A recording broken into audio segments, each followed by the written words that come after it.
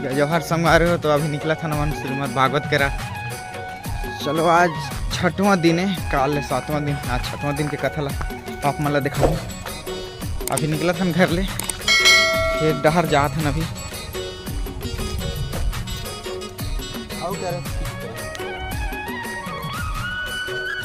दिखत हुई देखो घर के नज़ारा। कृष्णा भी आज जात मोर संग में, एला वीडियो करबे कहा था, आज नाचबो और एला वीडियो करबे कहा था। एक खेत माने कॉलेज बताए रहे आप मतलब धान मन बुने में पानी है, डेम ले आते पानी जगह है, घर तीर में पानी आते और आगे जो है आगे में है तालाब है। तो चलो भागवत कथा करा पहुँचूँ तो आप मतलब बताऊँ। जवाहर संग तो अभी हम पहुँच चुके हैं भागवत कर। अभी सब रात है, सब जन अभी सब रखी। चलो आप लोग मन सब के नज़ारा दिखाओ तो देख सका सो संगवारी हो आप। अभी सब रात हैं, कृष्ण भगवान बनत हैं सब रात महाराज जी। तो चलो भागवत कर अभी चला था। ये घर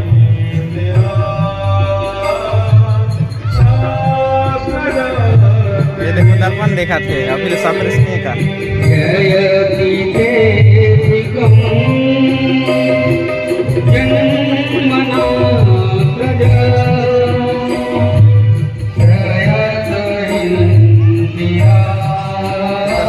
भागवत अंदर चला।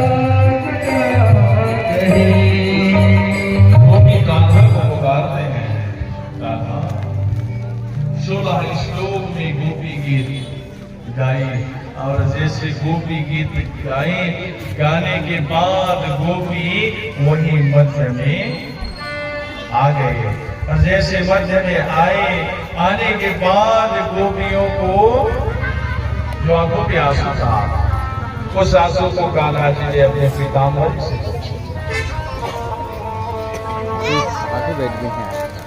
जब जब गोपियां के मन से कान्हा जी जब निकल जाते, मानो गोपियां इतनी व्याकुल हो जाती। जैसे होता है कोई आप किसी के निकट प्रेम करते हैं और वो जब दूर चला जाए तो कितना तकलीफ होता है, कितना दर्द मिलता है, ये वही जानते हैं। भावर गीत होने के बाद अरिष्टिकासुर बैल के रूप में आया और प्रभु को ही आक्रमण कर दिया। प्रभु ने अरिष्टिकासुर का भी उद्धार कर दिए।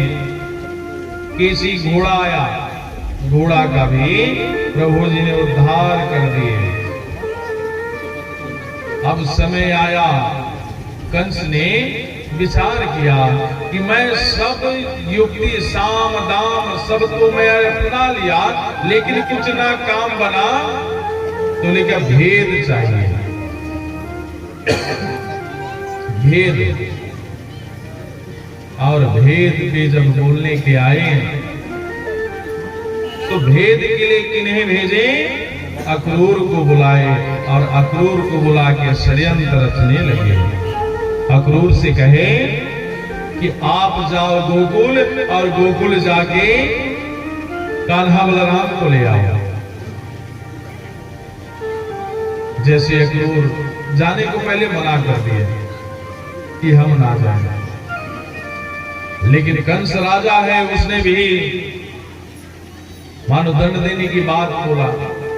जैसे दंड देने की बात बोला तो लगा कि तेरे हाथों के बजाय हम प्रभु के शरण में ही जाए। अक्रूर जी रथ पे बैठे, रथ पे बैठ के अक्रूर जी मानो जैसे जाने लगे, प्रभु के छवि को देख करके मन ही मन मुस्कुराने लगे और जैसे मुस्कुराने लगे तो रथ गोकुल से आगे इंद्रप्रस्थ चली गई। इंद्रप्रस्थ कहाँ को कहते हैं? दिल्ली। दिल्ली का प्राचीन नाम इंद्रप्रस्थ है। अब रथ इंद्रप्रस्थ पहुंच गई फिर लगा कि मैं तो इंद्रप्रस्थ आ गया। पुनः वापिस जब आए और आने के बाद जब प्रभु जी गोचारण करके वही समय घर वापिस आए थे।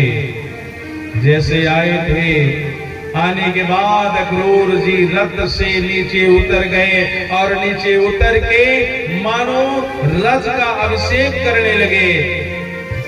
जब कान्हा जी गए तो उनके चरण चिन्ह को अभिषेक करने लगे। एक रथ की बात आई, जो चरण की धूल है। यहाँ पे एक संत थे, संत बड़े ही कई जगह से भ्रमण करते करते आए थे। तो आने के बाद एक दिन सेठ जी से मुलाकात हुई। सेठ जी खूब सेवा सत्कार किए संत जी का, और संत का पूरे वस्त्र कपड़ा मटमैला था, धूल लक्कड़ से लगा हुआ था। संत के मन में विचार आया कि इस धोती को मैं ले लूं।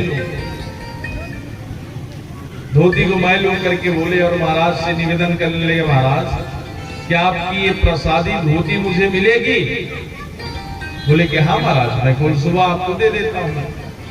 और उस संत भी नया नया था। जैसे नया नया था संत, उसने विचार किया कि पुरानी जेड़ शीड़ की धोती कितना दक्षिणा देंगे।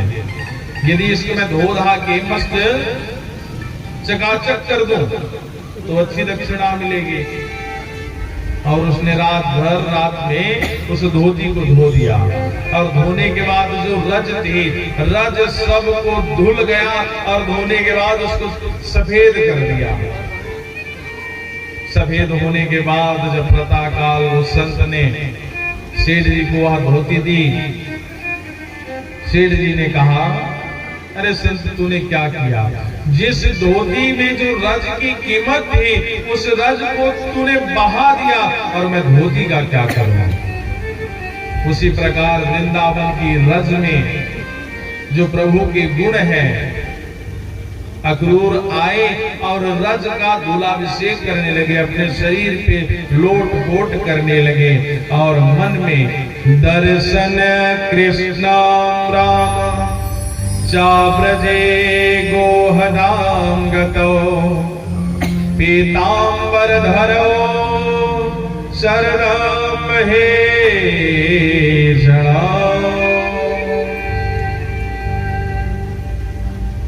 गोदुहन के समय, शाम के समय जैसे रथ पहुंची गोकुल पे जैसे पहुंची, पहुंचने के बाद नंद बाबा के घर गए। अक्रूर जी का बड़ा स्वागत सम्मान हुआ। सम्मान होने के बाद बातचीत होने लगी, और जैसे बातचीत होने लगी, बातचीत होते होते यह बात धीरे से पता चल गई किन्हें? गोपियों को, कि अक्रूर आए हैं कृष्ण बलराम को लेने के लिए। मानो यह हलचल सी मच गई। हलचल सी जैसे मची, मचने के बाद गोपी की मन व्याकुल छाने लगे। सबका चेहरा उतरा हुआ। एक गोपी कहती है, अरे इसका नाम अक्रूर किसने रखा? इसका नाम तो क्रूर होना चाहिए, जो कि आज हमारे प्रेतम को छीनने के लिए हमारे पास आए हैं। क्रूर होना चाहिए। एक गोपी कहती है, जब यहां से रथ जाने लगेगी, मैं रथ को पकड़ लूंगी। एक गोपी कहती है कि जब कान्हा हमें छोड़ के जाने लगेंगे, तो मैं रथ के सामने लेट जाऊंगी और कहूंगी, कान्हा जाना है तो हमें छोड़ के चले जाओ, क्योंकि बिना आपके बिना हम यहां रह नहीं सकते। जाना है तो छोड़ के चले जाओ। कान्हा जी, माँ यशोदा, नंद बाबा माँ यशोदा से विदा मांगे और नंद बाबा के साथ जाने लगे। गोपी रथ के सामने आ गई। गोपी रथ को पकड़ ली, जाने ना दी। और जैसे गोपी रथ को पकड़ ली तो कान्हा कहने लगे, गोपी मैं आज जा रहा हूं, मैं परसों आ जाऊंगा वापस, मैं वचन देता हूं परसों आ जाऊंगा। ऐसी बात कह के कान्हा चले गए। और जैसे कान्हा गए मथुरा में जाने के बाद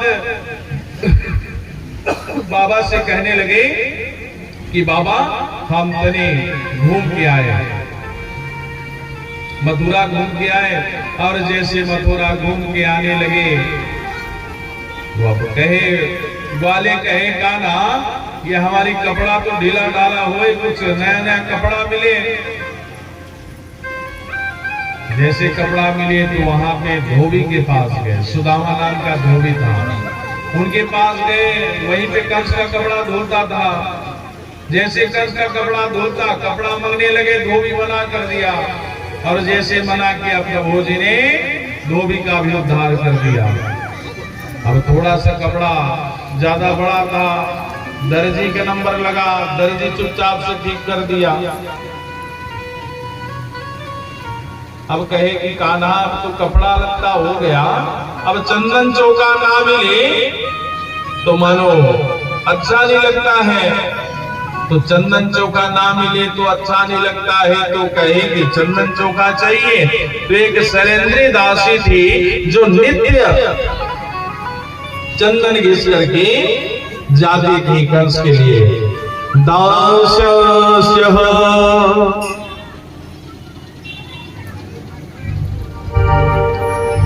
दास्यः सुंदरकामस्तवति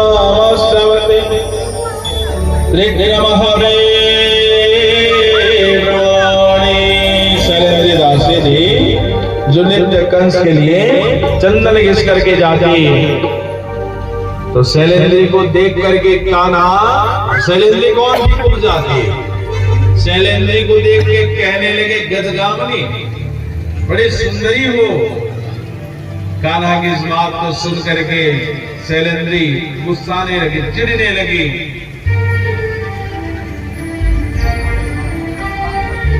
शैलेंद्री कहती है कि आप परिहास कर रहे हैं, मैं पूजा हूं। जैसे प्रभु जी उसकी थोड़ी को स्पर्श किए और उठाए, शैलेंद्री की कमर सीधी हो गई, शैलेंद्री नाचने लगी और प्रभु की सेवा में लग गई। वैसे आज कथा तो बहुत लंबी है, लेकिन आप सबका मन विवाह उत्सव में भी जाने का है। यदि कथा जल्दी जल्दी आगे ना जाए तो फिर समिति वाले कहे महाराज फिर विवाह में जानी है, तो फिर विवाह भी नहीं जा पाएंगे, न कथा भी आनंद से ना सुन पाएंगे। तो जितनी कथा श्रवण करनी है, बड़े शांति स्वभाव से कर लेना। आए, शैलेंद्री भी ठीक हो गई। कंस ने मलयुद्ध के लिए कान्हा जी को षड्यंत्र से बुलाया था। जैसे षड्यंत्र से बुलाने के बाद मलयुद्ध होने लगी। मलयुद्ध पे जैसे होने लगी तो कृष्ण जी ने धनुष को तोड़ दिया। धनुष को तोड़ने के बाद कृष्ण जी ने हाथी को भी मार डाला और हाथी दांत लेके सीधा कंस के आसन पे जा पहुंचे और कंस का भी उद्धार कर दिए। बोल कंस चूर्ण भगवान की जय।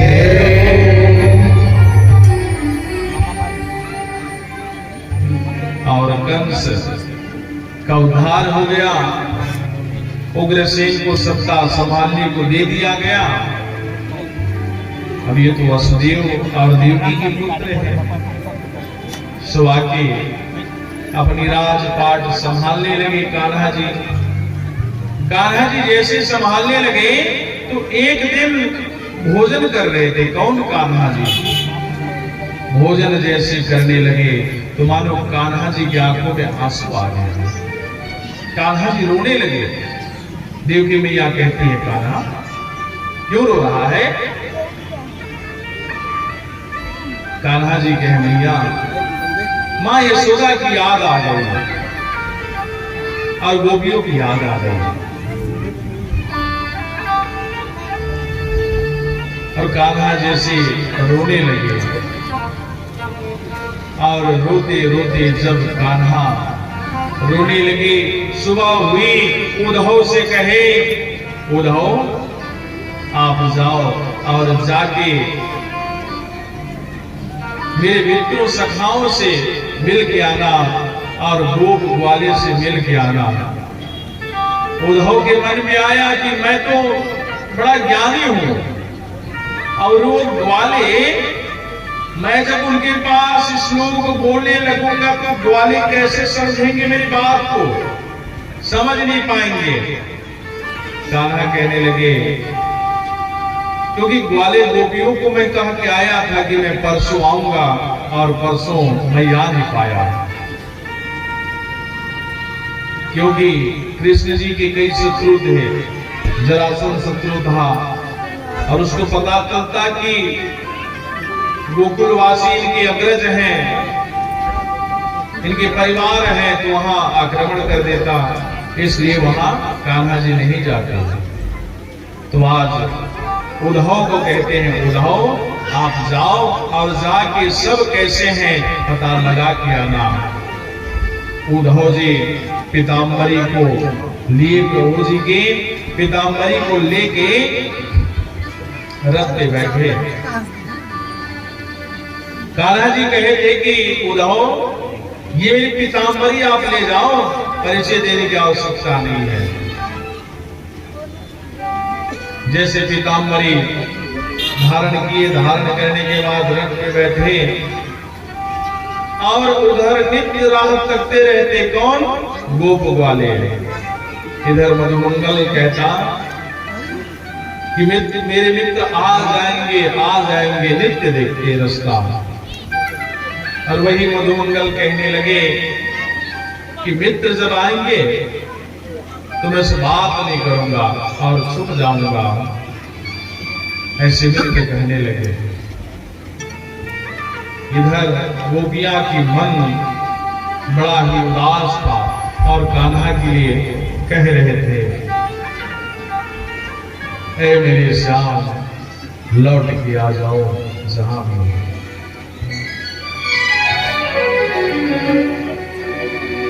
सभी गोपियां कान्हा को याद कर रहे थे।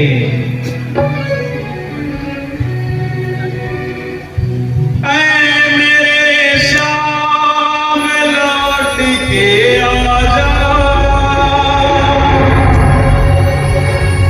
बिन तेरे जिंदगी अधूरी।